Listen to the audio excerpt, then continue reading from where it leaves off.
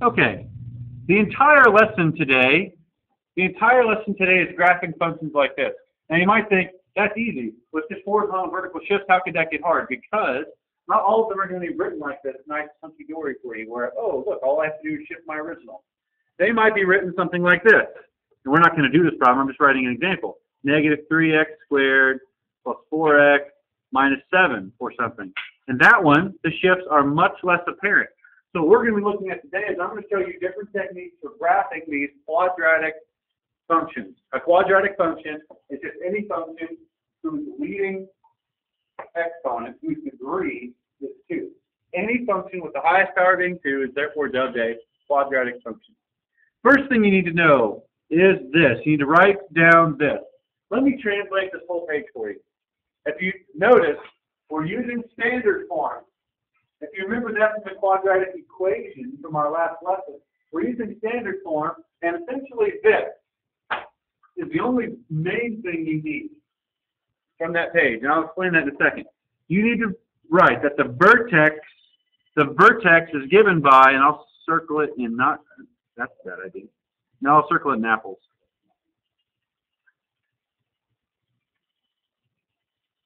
This is the main thing you need to take off of this page, that the vertex is given by that.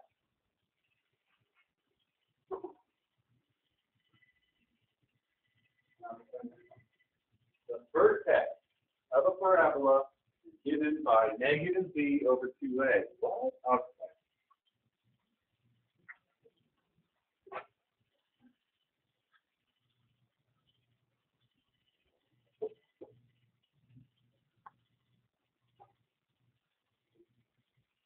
Everybody got that written down?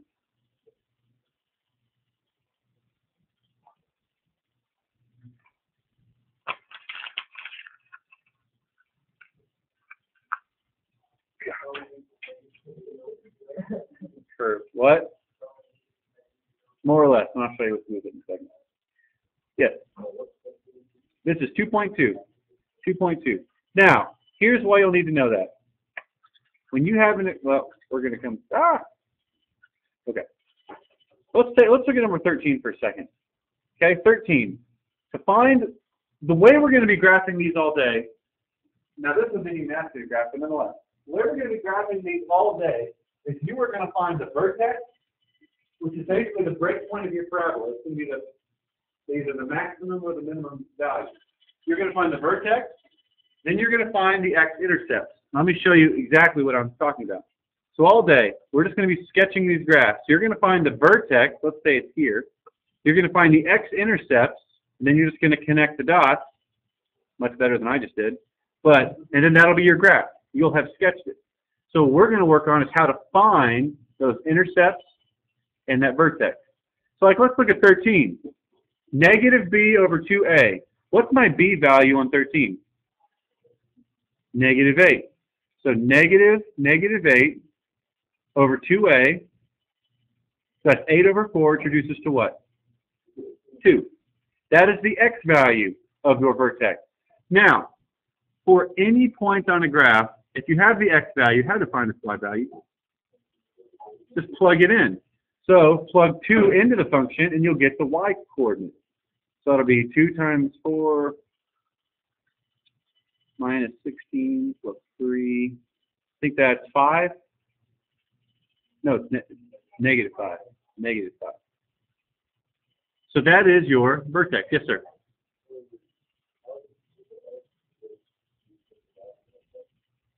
Negative b over 2a. That was what you wrote down. It's just like in the quadratic formula, how it's a, b, and c. Negative b over 2a, and that gives you the x-coordinate. For the y-coordinate, you just plug that into the function. Plug it in here, get your y, there's your vertex. That is the break point of your parabola. Yes, sir. We're going to talk about that in just a second. I plugged 2 into my function. So I had 2 times 2 squared minus 8 times 2 plus 3. That's where we got negative 5. Is it smoking hot in here to anybody else? Dylan, could you crack the window just a tad? I don't teach while I'm sweating. I had a job offer in Hawaii and turned it down flat. Not true, but I would have. Okay. So, questions about how we got that center. Notice on this particular slide, that's all they're asking for. Now, number 9, there's 2 ways you could technically do this. The easiest is what we just did, negative b over 2a. But there's also another way, and that is your knowledge of shifting. Look at number 9. What are the shifts taking place on number 9? Right 3, up 1, 3, 1. If you are good at that shifting stuff, you are more than welcome to do that today. The only reason I don't preach that is because some of these problems, like 13 and 15, you can't. But to show you that you can still do that, let's work this one out the other way and show you that you'll get the same thing. To write this out in standard form, first thing you have to do is FOIL.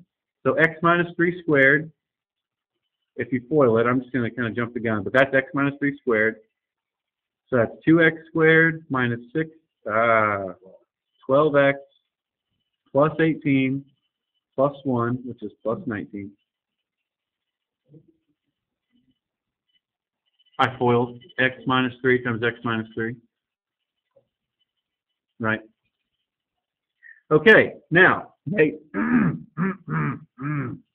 negative b over 2a, and what's my x value? 12 over 4, 3. Plug it into the function. You could either plug it into here or here, it doesn't matter, and you will get 1. So that's just to show you can do it either way, whichever way you prefer. But you have to know how to find it using the negative b over 2a way, because sometimes, like 13 to 15, you can't just do your shift. You couldn't. Questions about finding the vertex?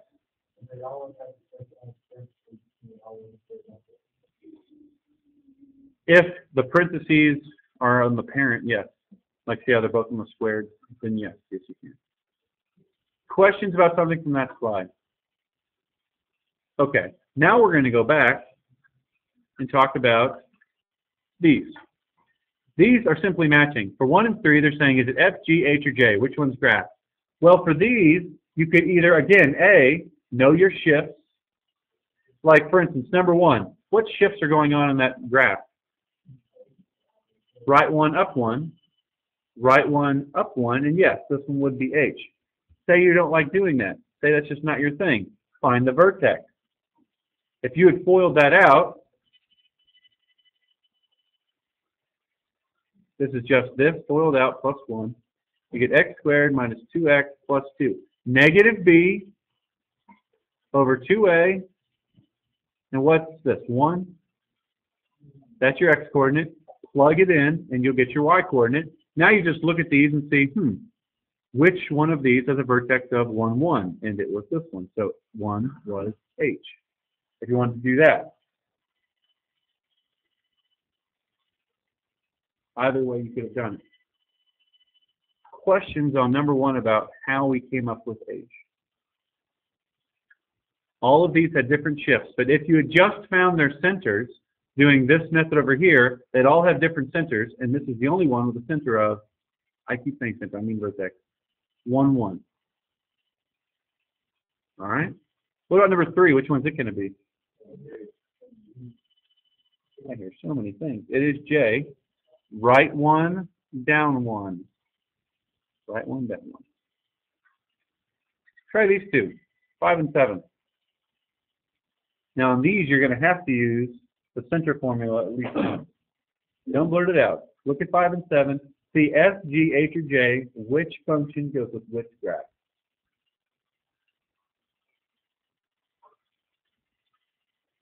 Easiest way is to find the vertex.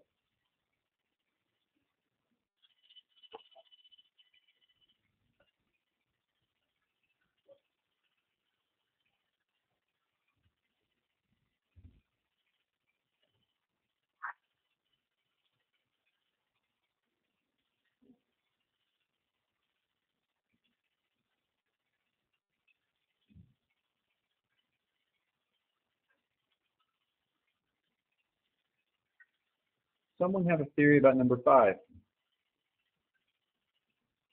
Josh. Correct. It is H. How did you do it? What does that mean? Good. Bird says it went down 1 from the original. That's one way you could have done it. This is if x squared shifted down 1. Or you could have done the vertex method. What's the b value? Is there even a b value here? That's going to be 0. So negative b over 2a, it doesn't really matter. That's going to give you 0. Now plug that in to get your y value, negative 1. So your center was 0, negative 1, which this vertex, which this one is. So there you go. And it was the only one up there that had a vertex of 0, negative 1. What about number 7? Does somebody have a theory about that one? Somebody else? Nothing? Anybody have an idea about number 7? YG?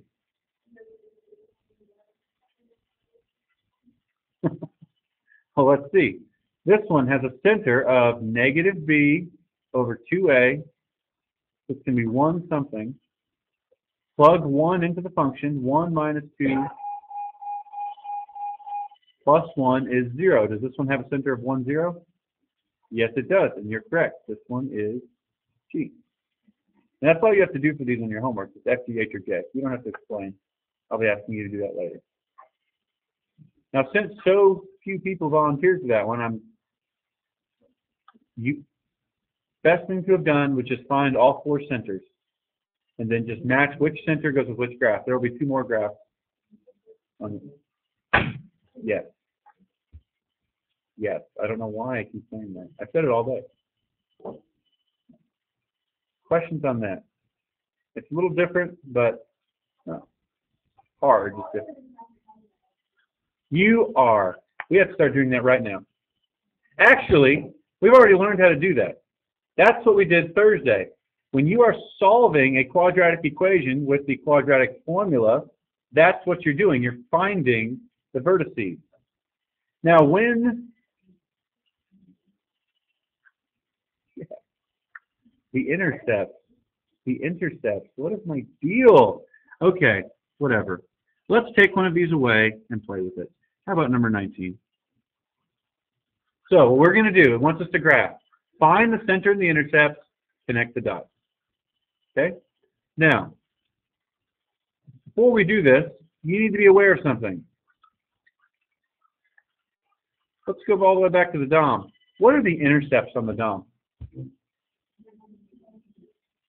There's actually none. There's no x-intercepts. That doesn't mean we couldn't have solved it. We're going to solve all of these using the quadratic formula. When you are doing the quadratic formula, you know how there's a square root portion? That's called your determinant. The big D word. If there is a negative underneath your determinant, underneath that radical, when you do the quadratic formula, that's going to render you an imaginary number, right? When you get imaginary roots, this is what's going to happen on your function. It's not going to touch. Now, there are other clues you'll learn to look for. For instance, this one, notice if we had FOILed this out, you would get x squared plus something plus something. But your parent function would be x squared. We know that points up. And notice that the vertex is already above the x-axis. So if it's going to go upward and it starts up here, there's no chance of having any intercepts. So there, where's that from? So there are little clues like that you can look for. But just know when we do the quadratic formula, if you get imaginary numbers, that's what's happening. It means it's not going to go the direction of the x-axis, it's going the other way. So, here we go. Let's look at some. 19. All right, first off, let's find the center. We'll do this one the easy way. What's the center? 1, 2. Right shift of 1, up shift of 2. Thank you. The V word. I'm going to call it the V word. That's a bad idea. I'm going to call it the vertex.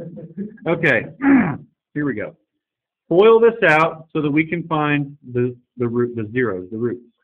So that's x squared minus 2x plus 1 plus 2 when you FOIL it. That's x squared minus 2x plus 3. Quadratic formula time. Negative b plus or minus b squared minus 4ac all over 2a.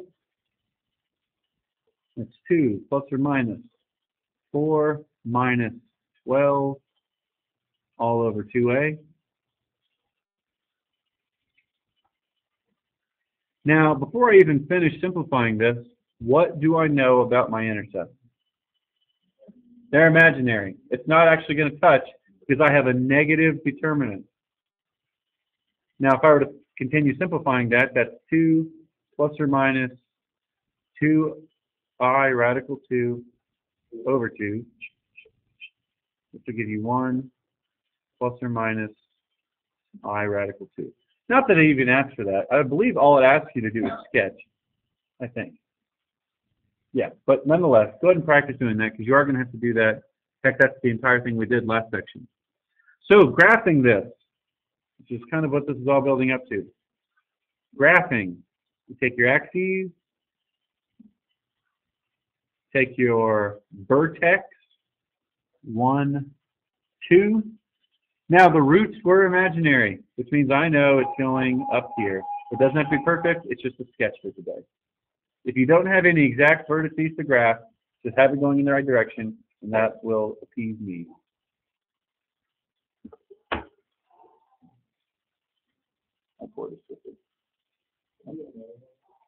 Yes, we can. We're going to do lots of them. Are there questions about how we came to this conclusion? Yes, sir.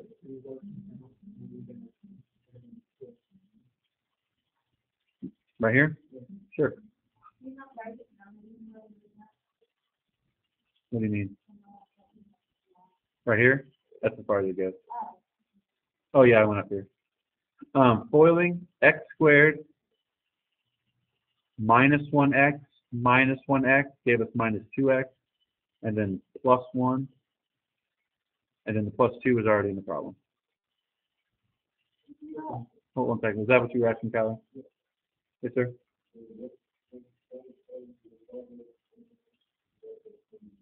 It'll help you know, are my roots imaginary or not? And if they're not, you can it'll give you the points. Like say, when we were done there, let's say it hadn't been cyclically. Let's say it had just been 3 and 5 when you were done. So x equals 3 and x equals 5 are your intercepts, and you could have graphed those and then connected the dots. 1 second. She has a hand up. Yes? You could.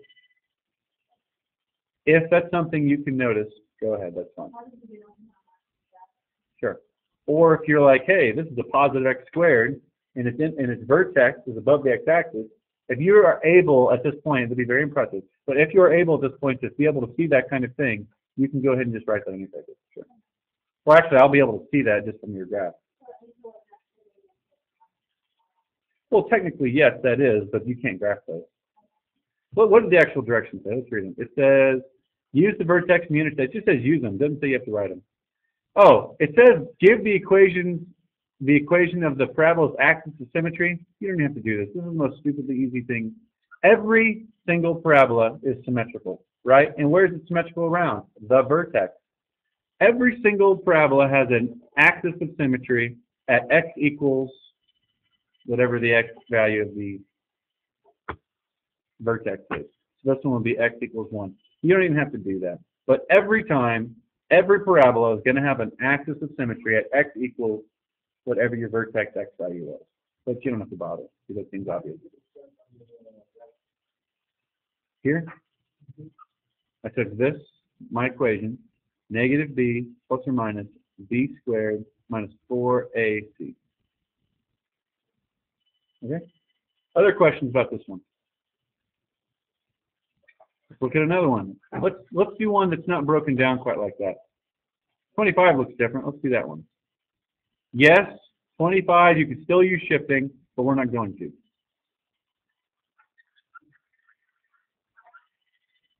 All right. First thing you want to do, FOIL. 4 minus. This whole thing FOILed out. All right, 4 minus this will give you negative x squared plus 2x. 4 minus 1 is 3. Or if you wanted to, you could have added this to the end if that would help make your mind at ease, if that makes it a little easier for you. But regardless, this is your equation after you FOIL and then add in the 4. And don't forget to distribute your negative sign. So we're ready first for the vertex. Negative b over 2a. Is that just 1? Plug that into the original equation, or here, either place. That gives you negative 1 plus 2 plus 3, is that 4? And 4 is the y value. Yeah, no, 1 squared is 1, and then negative 1. Yeah, it's like that. Good question. Now, if it had been negative x in parentheses squared, then yes, it'd be positive. All right, so once you've got that, we're ready to find the intercept. Quadratic formula, negative b plus or minus b squared minus 4. Yes, ma'am.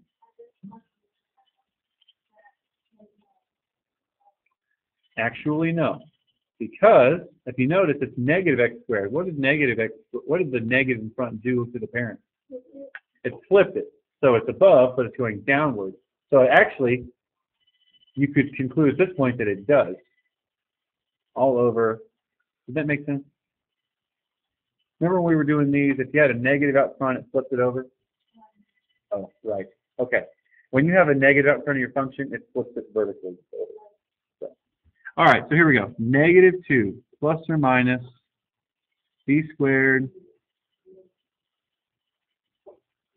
I'm sorry? Okay. All right, so it's negative 2. What's the square root of 16? 4. This is the same as negative 2 plus 4 is positive 2. 2 divided by negative 2, negative 1. Negative 2 minus 4 is negative 6. Negative 6 over negative 2, positive 3. So your x-intercepts are negative 1 and positive 3. Now we've got 3 points on our parabola. We just have to graph them, connect the dots. Let's do that now. Yeah. That was you all. No? Okay, cool. All right. So 1, 4, as you can tell, I am why they invented the word sketching and not draw, because I refuse to do anything with complete accuracy. That is 1, 4, and then 3 and negative 1 are your intercepts. Connect the dots. I'm not looking for perfection, as if you couldn't tell. And there is your sketch.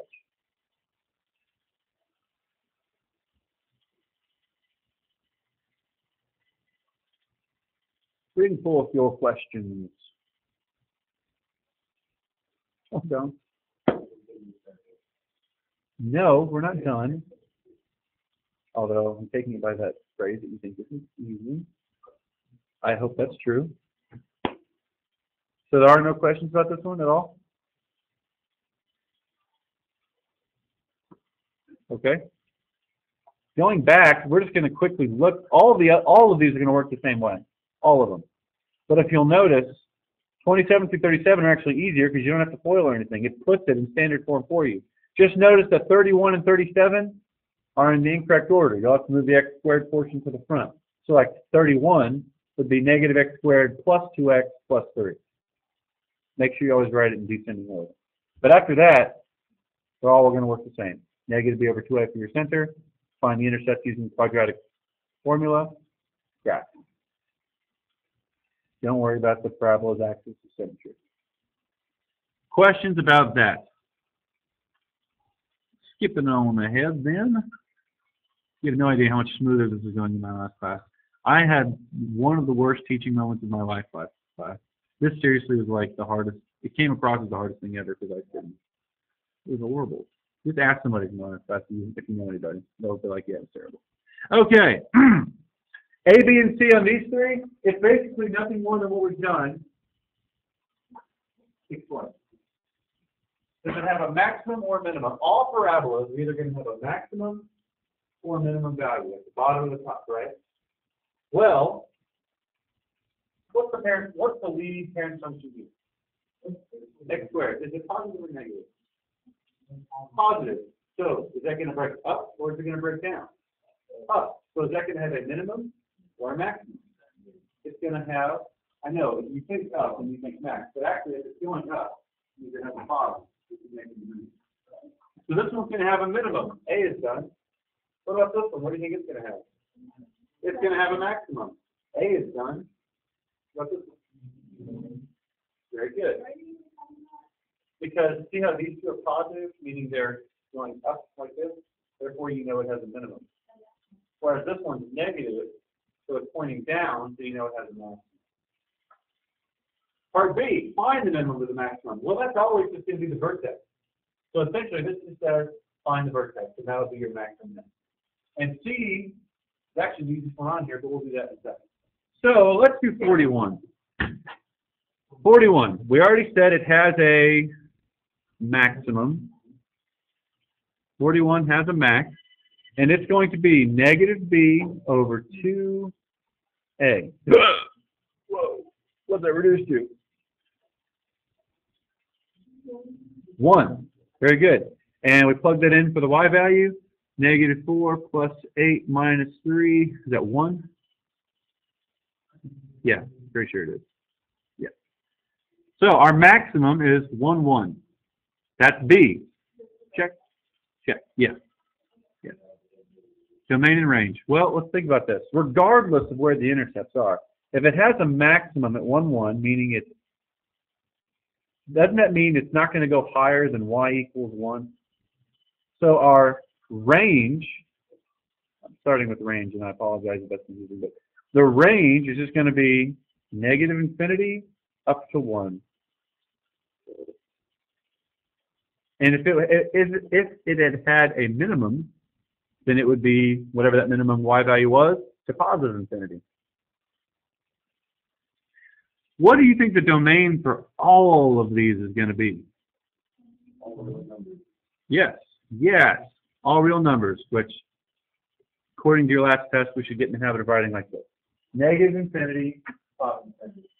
All of these are going to have that domain, because the only thing that throws off a domain is a denominator or a radical. And as you can see, none of these have any of those. So all of your domains will be negative infinity to infinity. I don't think you had any today with the fraction or the radical. Okay.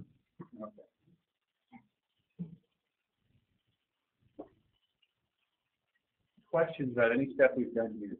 Why we did something, how we did something, anything like that? Because this is our graph, right? How low is it going to go? All the way, negative infinity. How high is it going to go? To 1, our maximum. And had we had a minimum, we would say whatever this y value was to positive infinity.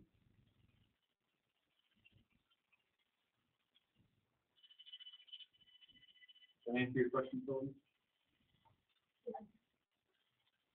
Other questions from that slide? All right. Moving on. These are actually very, very similar to the last ones. They're just giving you even less information, just seeing what you know how to conclude. 45. Vertex is negative 1, negative 2. It tells us it opens upward. What's it ask us? It just wants the domain and range. What's the domain of this sketch? All real numbers. And what's the range? How low is it going to go? And how high is it going to go? Infinity. Yes, that's correct. Yes, sir. This isn't a function, that's just a point. And then it tells us that it opens up. Yeah, it didn't give us a function. 47, they may sound really confusing, and I don't know why. But essentially, all they're saying on 47 is, we change colors, they're saying you have a maximum And believe it or not, everything else they write is just a, what is that? I'm sorry, I can't live with that bird. Thank you for that, Josh. Glad you can't live with me either. Okay. It's saying you have a maximum at 10, -6. Again, I don't know why they were like that. So it's 1, 2, 3, 4, 5, 6, 7, 8, 9, 10. Ooh, 10, -6, right here. And it is a maximum, which means it is going down. So what's our domain going to be? Somebody other than Josh. All real numbers. And what's our range going to be? We're going to do one of these things. Yes. Very good. Nice. Muy bien. Question. Sir.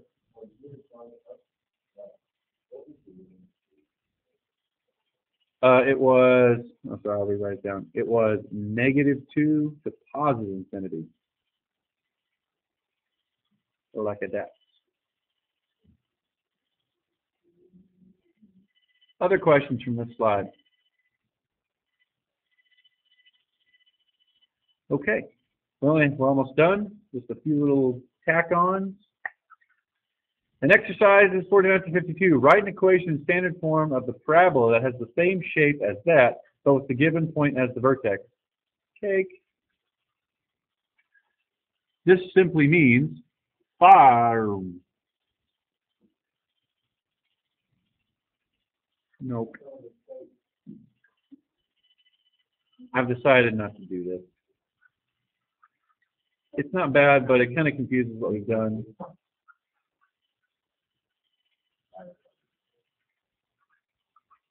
I mean, if you want me to keep teaching, I will. Yeah, right. You don't really want that. There you go.